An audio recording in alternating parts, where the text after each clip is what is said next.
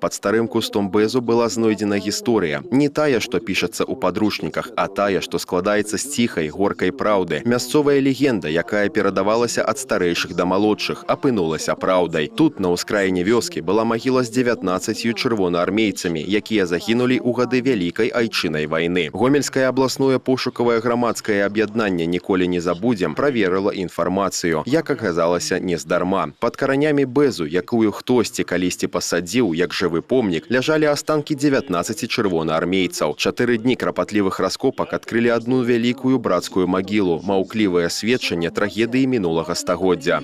Абутак і адзенне спарахнелай за дзесяцігоддзі ў сырой зямлі не захавалі ні медальёнаў, ні асабістых рэчаў. Ні адну з 19 асоб устанавіць не ўдалося. Аднак, несумненна, кожны з іх аддал сваё жыццё за вызваленне роднай зямлі.